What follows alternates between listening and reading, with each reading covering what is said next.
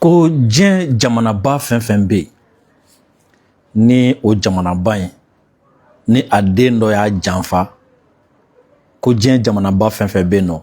ko n'u den fɛn fɛn y'o kɛ ka janfa ta ka jamana sɛgɛrɛ ko jamanaba ninnu b'o o den sugu ninnu o janfanci sugu ninnu k'u b'a éliminer de. Kuma in fɔra Burkina président fɛ n'o ye capitaine Ibrahim Traoré. Kuma in fɔra a fɛ min a fɔra a fɛ kɛnɛ jumɛn kan et kuma in fɔra k'a sɔrɔ jɔn de bɛ k'a lamɛn laɲini jumɛn tun bɛ a la ka fɔ olu ye. Ni Ala sɔnna ma bi su in na ka bɛn juma ma utukalo tile 28 san 2026 an bɛna intéressé kosɛbɛ kunu capitaine Ibrahim Traoré a ye discours min kɛ a ka jamana a basilenw ɲɛkɔrɔ. Discours min ni ye a partir dɔ évoqué aw ye sisan min ni a mɛnni bɛ mɔgɔ jatigɛ a mɛnni bɛ mɔgɔ lasira sabula fɛn min ye impérialistes ka ONG ka journalistes olu kɔni cɛsirilen don nin waati na kuma wɛrɛ t'u da ko capitaine Ibrahim Traoré ko a bɛ k'a ka jamanadenw minɛ ko ka olu bila ka taga kɛlɛ ladege la jagoya la.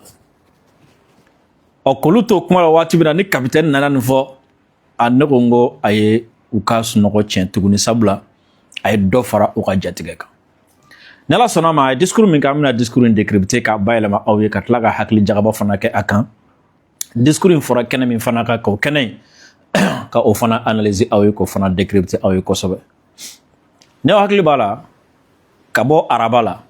alamisa fo kana se bi juma la kuma dɔ bɛ yen a fɔra kosɛbɛ o ye kuma jumɛn ye a y'a ye occidentaux ka médiaw kan ko fɛn min ye CIA ɲɛmɔgɔ n'o ye américains ka espions ka ɲɛmɔgɔba ye ko a ye bali ladugutaga kɛ c'est-à-dire a ye voyage balilen dɔ kɛ ka taga Irisiw ka faaba kɔnɔna la n'o ye Moscou ye ko wa k'a taara yen nɔ fana a ye heure 4 de kɛ. Le fait que médias occidentaux ninnu t'a taakun dɔn o t'a dɔn a donna waati min na o kɔni sera k'a dɔn ko a ye heure hakɛ min kɛ sabula u ye avion jateminɛ avion heure hakɛ min kɛ u ko ayi ko a ye tagali min kɛ ko u taara de ko ka taga Irisiw bagabaga ko ka taga fɔ Poutine ye k'olu sɔmina k'a fɔ ko Poutine bɛ fɛ ka OTAN jamana dɔ attaquer donc ko a taara kangari de da Poutine ye ka tabali gosi k'a fɔ Poutine ye ko Amérique tɛna jɛn ni a ye OTAN jamana dɔw ka attaquer Russie fɛ walima n'a sɔrɔ ni a b'u kɔnɔ k'u ka a dabila. Ɔ nka interview dɔ senfɛ fɛn min Sergei Lavrov ye ale ɲininkara k'a fɔ ko kuma o ko an y'a mɛn k'a fɔ ko Irisiw fana ye kangari da Américains ye ko dɔ la yalama o ko bɛ di ale fana ko non ko Irisiw ma kangari da Américains ye nka ale ye kuma min fɔ kuma in n'an hakili jɔ kuma in fɛ kosɛbɛ ka kuma in jateminɛ kosɛbɛ CIA ɲɛmɔgɔ ta kun Irisi an bɛna a faamu kosɛbɛ.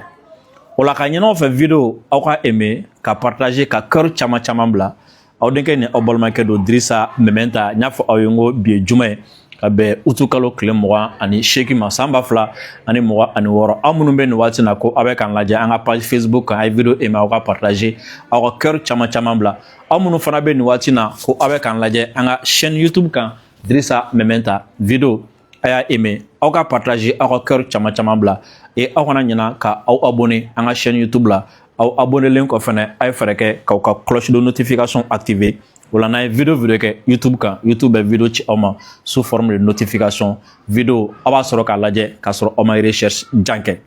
k'aw bɛɛ lajɛlen fo k'aw waleɲuman dɔn aw mana kɛ k'an lajɛ nin waati na fɛn fɛ an b'aw bɛɛ lajɛlen fo video min don a video tɛna janya kosɛbɛ o la an b'a ɲini aw fɛ video aw ka aimer ka partager ka cœur caman bila juste a bɛ hakɛ to on va juste régler un petit détail après an bɛ sɔrɔ ka continuer.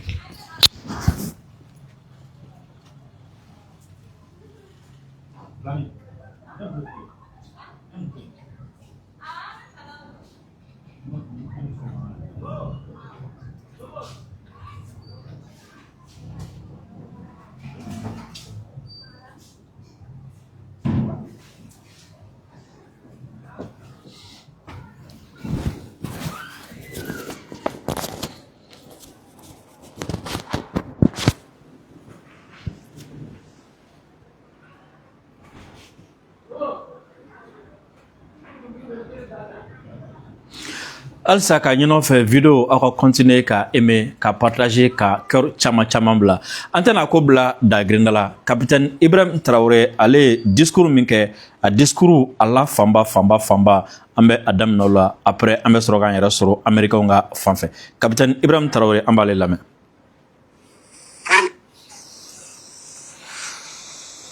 Pour que notre révolution se mène bien, nous avons besoin de citoyens convaincus, de citoyens engagés. Et pour cela, vous avez appris des valeurs d'humilité. Et je souhaite que vous compreniez dès à présent. Capitaine Ibrahim Traoré a discours in kɛ yɔrɔ jumɛn fɔlɔ kunu fɛn min kun ye Burkina bachelier ye école minnu bɛ yen nɔ ko olu ye bac sɔrɔ a y'olu bɛɛ lajɛlen de fara ɲɔgɔn kan mɔgɔ 65,000 de kun don olu farala ɲɔgɔn kan k'a fɔ u bila baara dɔ la o ye jumɛn ko immersion patriotique obligatoire o immersion patriotique obligatoire in a bɛ n'a fɔ ni sigira ka na anw fɛ yen laadala ko la i b'a dɔn fɔlɔ ni cɛmannu bɛ cɛfini 3 ta walima ni musomannu bɛ nana don kow kɔnɔ waati min na et en général fɔlɔ a kun bɛ kɛ bolokodenso waati i b'a ye dugu cɛmanin bɛɛ bɛ fara ɲɔgɔn kan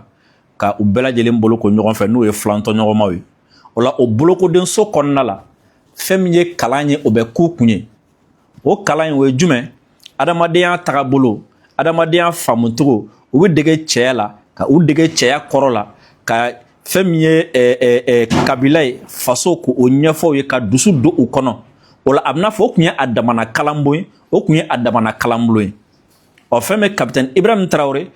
a ye fɛn min kɛ an bɛ se k'a fɔ o ɲɔgɔnna de don sabula ko immersion patriotique obligatoire mɔgɔ ye bac sɔrɔ salon ka a bɛɛ lajɛlen fara ɲɔgɔn kan kalanden 65,000 u ka kalo kelen kɛ kalo kelen kɔnɔna la u kalanna adamadenya la ka u kala adamadenya tagabolo la ka u kala panafricanisme na ka u kala yɛrɛma hɔrɔnya na ka u kala Burkina la Burkina jogoɲumanya minnu ni jogoɲumanya minnu Burkina k'u kalan o la kɛlɛ min bɛ senna Burkina kɔnɔ nin waati na k'u kalan o la et surtout jogo bɛ ka min ta k'u sɛgɛrɛ k'u kalan o la walasa nin denmisɛnnin ninnu minnu filɛ ne ka bac sɔrɔ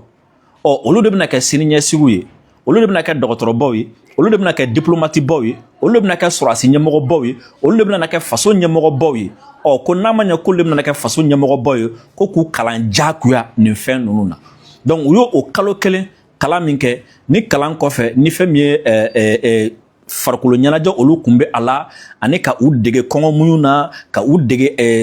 jama la ka u dege an ka jɛ ka fɛn kɛ ɲɔgɔn fɛ ka u dege an ka jɛ k'an sacrifier ɲɔgɔn ye an ka jɛ k'an sacrifier jama ye bref u ye kalo kelen min k'o la o kalo kelen o de baara kun cɛra kunu capitaine Ibrahim Traoré a y'u fara ɲɔgɔn kan ladilikan minnu kun bɛ a bolo ka ɲɛsin o mɔgɔ ninnu ma o ladilikan ninnu an filɛ k'olu de lamɛnni daminɛ sisan nɔ o ladilikan in an y'a daminɛ min na capitaine Ibrahim Traoré ko an bɛ révolution de la nin waati na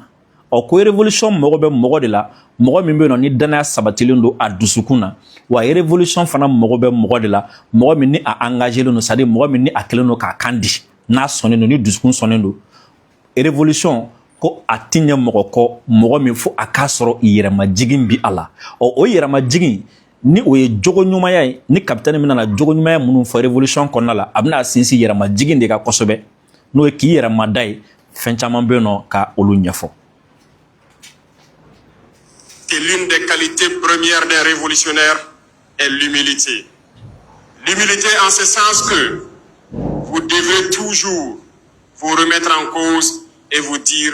que vous n'avez pas toujours tout appris. A ko o yɛrɛmajigin ni o min ye révolution la jogo ɲuman dɔ ni a mago bɛ min na ye ko o dɔ ye jumɛn ye i n'a fɔ aw kalanna a la o ye ka aw yɛrɛmajigin de ye ka aw yɛrɛmada o yɛrɛmada in o de kan ka aw bila k'a kɛ n'a fɔ aw tɛ foyi dɔn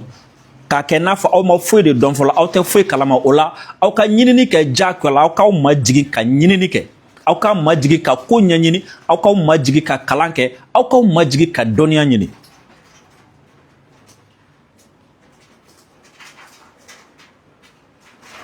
Toujours tout appris. Avoir l'humilité de comprendre qu'on doit toujours apprendre est une très bonne chose. Avoir l'humilité de chercher à comprendre toujours le monde est une très bonne chose. Avoir l'humilité de chercher à cerner la nature et la géopolitique est une très bonne chose. Car quelqu'un qui n'apprend pas, qui ne cherche pas à comprendre, qui ne cherche pas à cerner ce qui se passe autour de lui, est un ignorant et un... Ako wa o majigi ne kan ka bla majigi min be no ni abe aramaden bla ka diɲɛ ko ɲini k'a faamuya o majigi ko kaɲi majigi min be no ne abe aramaden bla I kɛrɛfɛ ko fɛn fɛn bɛ kɛ a la ka o ɲini k'o dɔn ko ɲini k'o faamu ko o majigi de kaɲi majigi min ni a bɛ bila hali diɲɛ yɛrɛ tagabolo a géopolitique ni politique k'a bɛɛ lajɛlen ɲini k'a bɛɛ lajɛlen dɔnya k'o de kaɲi révolution mɔgɔ b'o de la sabula ko mɔgɔ min tɛ ko ɲɛɲini kɛ o kɔrɔ jumɛn mɔgɔ min tɛ sɔn kalan ma k'o ye kunfin de mɔgɔ min tɛ sɔn kalan ma o ye kodɔnbali de wa a bɛna tila k'a fɔ ka d'a kan ko an bɛ révolution min na ko fɛn min ye kodɔnbali ye k'o ye faratiba de ye an ka révolution in ma o kɔrɔ ye ko an bɛ kɛlɛ min kɔnɔ nin sanu mɔgɔ minnu bɛ yen mɔgɔ min bɛ yen k'a tɛ kodɔn o tigi ye faratiba de ye an ma sabula n'i y'a bila ko ko la a bɛ tiɲɛ a bolo wa ko o farati mɔgɔ min tɛ kodɔn ko hali o tigilamɔgɔ de bɛ tila ka kɛ janfanci ye k'a sɔrɔ ala yɛrɛ t'a kalama donc ko bɛɛ lajɛlen fɛn min ye an bɛ révolution min kɔnɔna la ko a mago bɛɛ k'an majigin ka dɔnniya ɲini kuma in bɛɛ b'o de nɔfɛ ka dɔnniya ɲini kana dan e bɛ fɛn min na dɔrɔn kalan de ka kɛ I k'i intéressé a bɛɛ lajɛlen na an bɛ révolution min kɔnɔna la. L'ignorant est un danger pour notre révolution. L'ignorant est un danger et l'ignorant peut être un traître par son ignorance. Et si vous êtes un traître à votre patrie, vous deviendrez ce que j'appellerai, pardonnez-moi le terme, une poubelle de l'histoire. Travaillez à ne pas être ignorant. Cherchez à apprendre, cherchez à comprendre. Et remettez-vous toujours en cause. Vous avez appris l'humilité en ce sens que, parmi ces 65 000 appelés, certains avaient le choix hier de leur type de matelas. D'autres se plaignaient du confort de leur voiture qui les amenait à l'école. D'autres, par contre, se plaignaient peut-être de leur vélo dont la chaîne déraille chaque fois qu'ils pédalent. D'autres n'avaient de choix que de se plaindre de la douleur de leur talon qui a perforé leurs chaussures. Parmi vous, certains se plaignaient de la qualité du croissant au petit déjeuner. D'autres se plaignaient de la qualité du poisson au déjeuner, tandis que d'autres cherchaient des graines d'arachide pour pouvoir bosser leurs leçons. Mais vous vous êtes retrouvés tous à dormir par terre. Cela fait partie de l'humilité. Vous vous êtes retrouvés tous autour de la même soupe. Et souvent, la soupe qui n'a pas existé par privation. Vous avez connu ce qu'on appelle aussi la faim, pour ceux qui en avaient de l'abondance. Vous vous êtes retrouvés par-dessus de toutes vos différences sociales. Cette humilité, vous devez toujours l'avoir en vous et comprendre que partout au Burkina Faso, nous pouvons trouver des êtres qui ont de l'abondance et d'autres qui n'ont rien. C'est là pour vous dire qu'en révolution, vous avez plus de devoirs que de droits. Il ne s'agira plus pour vous de dire nous avons droit à cela, mais de vous poser la question qu'est-ce qu'on peut faire pour notre patrie. Capitaine Ibrahim Traoré ako ekɔlidenw ma ko an y'aw bila nin kalo kelen kalan min na aw la dɔw bɛ aw la minnu bɛ yen n'u tun bɛ dumuni duman de dun sɔgɔma o sɔgɔma dɔw bɛ aw cɛ la minnu somɔgɔw b'u bila mobili de la ekɔliso la sɔgɔma o sɔgɔma dɔw bɛ aw cɛ la minnu bɛ na moto de la sɔgɔma o sɔgɔma kalanso la wa dɔw yɛrɛ bɛ aw cɛ la olu bɛ nɛgɛso de boli ka na wa o nɛgɛso bolitɔla ka na waati o waati a chaîne bɛ bɔ dɔw bɛ aw cɛ la olu senkɔnɔna bɛɛ lajɛlen tiɲɛnen don sabula u taama de kana kalanso la aw la dɔw bɛ yen minnu bɛ dumuni duman dun wa dɔw yɛrɛ bɛ aw cɛ la n'a sɔrɔ ni u b'u ka so daraka min bɛ d'u ma croissant min bɛ d'u ma u b'a fɔ ko croissant ɲuman tɛ k'u t'a fɛ o kɔrɔ ye jumɛn sɛ bɛ di dɔw ma u b'a fɔ ko ni sɛ in man di bi logo bɛ di dɔw ma u b'a fɔ ko ni logo in man di bi kafe bɛ di dɔw ma u b'a fɔ ko ni kafe man di bi ɔ dɔw yɛrɛ b'aw cɛ la hali u tɛ mɔni ɲuman sɔrɔ k'a min ko nka ko nin bɛɛ la aw nana ka fara ɲɔgɔn kan ka aw dayɔrɔ dumanw to yen ka na fantanden faamaden waritigi den dɔnnibagaden ɲɛmɔgɔden kɔmɔgɔden aw bɛɛ sɔnna ka fara ɲɔgɔn kan ka da dugumana jalanga k'a sɔrɔ hali dilan tɛ yen ko aw sɔnna ko o majigi min kɛ o kun de k'a yira aw la k'a fɔ ko aw bɛ jamana min kɔnɔ dɔw bɛ yen seba bi olu ye dɔw bɛ yen se foyi tɛ olu ye dɔw bɛ yen olu b'u ja dɔw bɛ yen olu bɛ kɔlɔbɛ de kɛ walasa k'u dahirimɛ ɲini aw sera ka ɲɔgɔn ku yan nɔ cogoya min na malgré que aw fantandenw bɛ aw cɛla faamadenw bɛ aw cɛla aw sera ka ɲɔgɔn ku cogo min na baara in kun de aw ka se k'a dɔn faso fana kɔnɔna la aw ka se ka ɲɔgɔn ku ni aw ka sigidaw fana kɔnɔna na fantan ni faama minnu b'a la aw ka se ka ɲɔgɔn ku o cogoya kelen na.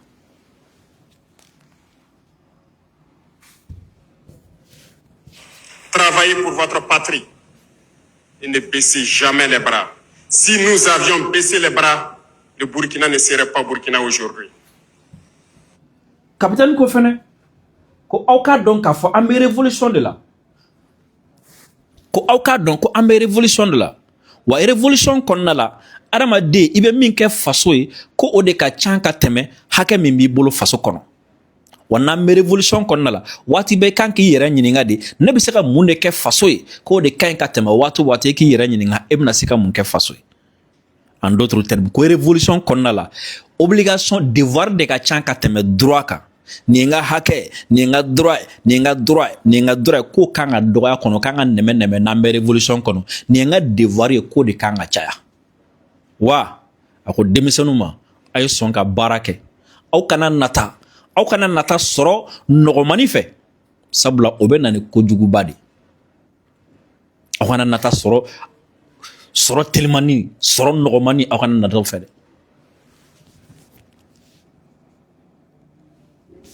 À un moment donné de l'histoire de notre pays, en tant que militaire, il est venu souvent à l'idée de démissionner ou d'aller faire autre chose. Mais en tant que patriote, porteur de cette tenue, nous nous sommes dit également, il n'est pas question de laisser tomber la patrie. Il faille qu'on se batte. Vous ne devez pas accepter la facilité. Vous ne devez pas accepter les courts chemins parce que ça vous mène à la traîtrise, je vous le disais. Retenez une chose, les grandes nations développées éliminent tout ce qui est traître intérieur. Ils les éliminent sans état d'âme. Et ils cherchent à créer des traîtres dans les autres pays qui vont les servir. Nous sommes aspirés à être une nation grande et forte. Peut-être que nous devrions emboîter ce pas. Capitaine ko denmisɛnninw ma aw kana sɔn nɔgɔyaba in na aw kana nata nɔgɔyaba in nɔfɛ sabula o de bɛ mɔgɔ bila ka kɛ janfanci ye o de bɛ mɔgɔ bila k'i ka faso janfa a ko jamanaba fɛn fɛn bɛ yen ko a jamanaba kelen kelen bɛɛ ko ni a den fɛn fɛn ye jamana janfa k'u b'a éliminer de ko wa ko jamanaba ninnu ko o ti sɔn fiyewu janfanciw ka to u ka dugukolo kan ko nka ko olu de bɛ jamana wɛrɛ denw su u k'u ka jamanaw janfa walasa ka olu servi a ko n'a ta bɛɛ aw kana sɔn ka kɛ janfanci ye dɛ ko sabula nin jamana ba ninnu minnu bɛ tɔw denw su u k'u ka jamanaw janfa ko wa ko n'u ti jɛna u yɛrɛ ka jamanadenw k'u janfa n'u ka jamanadenw janfa n'u bɛ faga ko n'u ye jamana wɛrɛ min den su i k'i ka jamana janfa ko o bɛ tila k'e fana janfa sabula ko ne y'i ka jamana janfa u ye waati min na ko n'u sago sɔrɔ ko hali u tɛ sɔn e ka sigi u ka jamana la ko sabula k'u b'a fɔ ko e min sɔnna k'i ka faso janfa olu ye n'e taar'i sigi olu ka jamana la k'e bɛ n'olu ka jamanadenw kalan jamana janfa la a ko misaliya caman mɛn ko Burkina yɛrɛ misaliya ye k'u ye kɛlɛbaw kɛ yan ko ɲɛmɔgɔ dɔ tun bɛ olu yɛrɛ ka jamanaw kɔnɔ min ye olu ka jamanaw janfa jamana wɛrɛw ye ko bi a bɛ cogo di ni misaliya caman bɛ yen a ye taa Mobutu ka histoire ta k'a kalan a ye taa Iran le Shah a y'a ka histoire ta k'a kalan Blaise Compaoré Burkina Faso a y'a ka histoire ta a k'a kalan Severo Moto Guinée équatoriale a y'a ka histoire ta a k'a kalan Umaru Bongo kana se Ali Bongo ma aw tun bɛ se ka da la ko Faransi bɛ sɔn ko ka Umaru Bongo den ko coup d'état ka kɛ o la ko min ye coup d'état k'o la ko Faransi ka tila ka tɛgɛrɛ fɔ kun aw tun bɛ da o la fo ka tila ka o Umaru Bongo denw olu ka nafolo minɛ faransi kɔnɔ jaako la ko bien mal acquis aw kun bɛ se ka da o la empereur Bokassa a ye taa ka histoire kala a k'a lajɛ aw kun tɛ se ka da la ko Valéry Giscard d'Estaing bɛna na Bokassa janfa a ye taa ka histoire lajɛ a ye taa u ka ca histoire kɔnɔ u ka ca histoire kɔnɔ minnu bɛ yen n'u y'u fasow janfa ni jamanaba ninnu ye ni jamanaba ninnu tilala ka u faga ka u gɛn k'u mabɔw la u ka ca kosɛbɛ.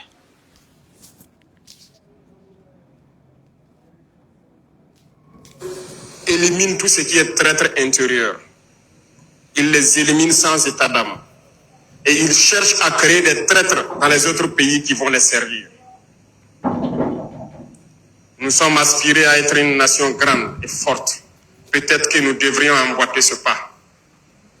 En tout état de cause, lorsqu'ils créent des traîtres dans d'autres pays, et quand les traîtres finissent de les servir,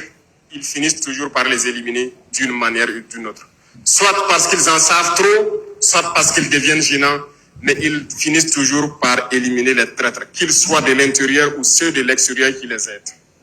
Ne soyez pas des traîtres, apprenez des leçons de l'histoire. Il y en a plein de traîtres qui ont servi ces grandes nations, mais qui au finish ont été oubliés. Vous avez un exemple parfait ici au Burkina Faso. Après notre révolution démocratique et populaire, notre patrie a été trahie, mais les traîtres, on connaît leur sort. Ils créent les traîtres ailleurs, mais ils ne reçoivent jamais les traîtres chez eux. Ils savent que la traîtrise est comme une maladie,